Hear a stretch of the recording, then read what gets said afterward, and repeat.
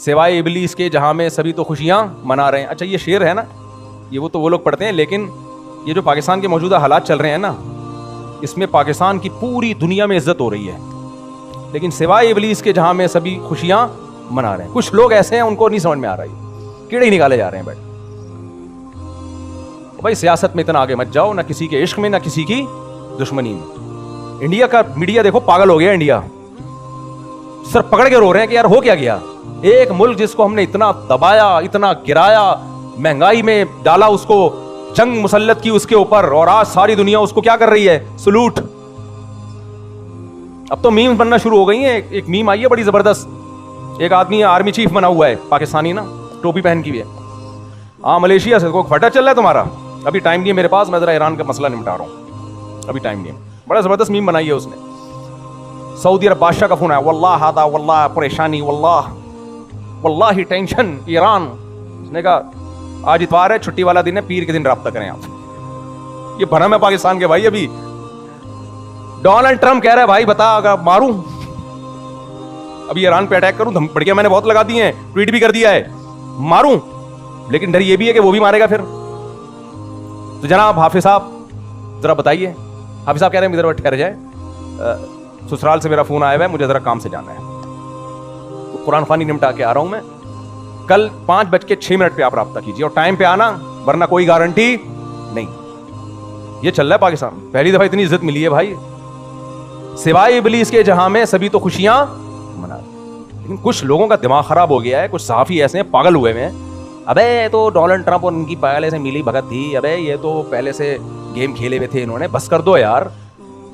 India کو دیکھو کیسا بوکھلا گیا ہے, وہ پاگل ہو گیا انڈیا. یہ جو ہم نے جنگ جیتی ہے ہندوستان سے, پھر اور بھی محاذوں پہ ہم جنگ لڑ رہے ہیں, وہ بھی جیت رہے ہیں الحمدللہ.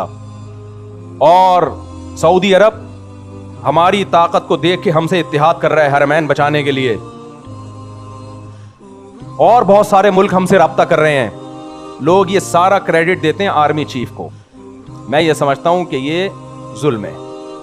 یہ آرمی چیف کو کریڈٹ یقیناً جاتا ہے, لیکن یہ پوری فوج کو جاتا ہے. اس میں ہماری ایئر فورس بھی ہے, ہمارے جو جوان ہیں جو آگے بارڈر پہ قربانیاں دے رہے ہیں. آپ کے پاس جان دینے والے فوجی نہ ہوں تو اکیلا آدمی کیا کر سکتا ہے.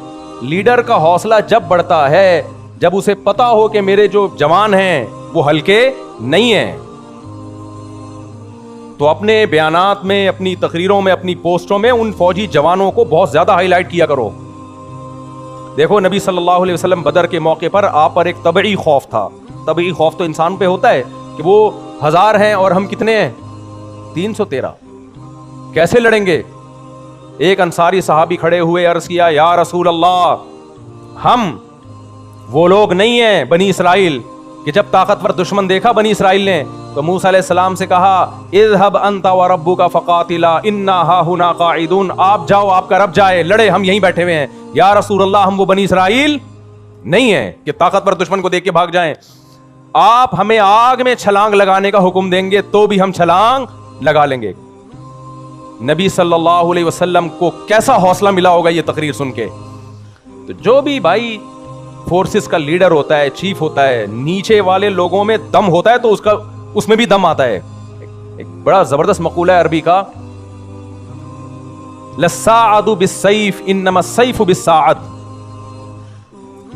بڑا زبردست مقولہ ہے. کہتے ہیں بازو میں طاقت تلوار سے نہیں آتی ہے. نہیں آئی سمجھ میں, اللہ کرے کھوپڑی شریف میں آ جائے. بازو میں تلوار کی وجہ سے طاقت نہیں آتی, تلوار کے لیے بازو کا مضبوط ہونا ضروری ہے.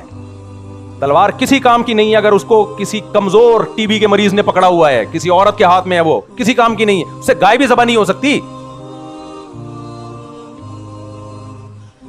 تو بازو مضبوط ہوتا ہے تو پھر تلوار طاقتور.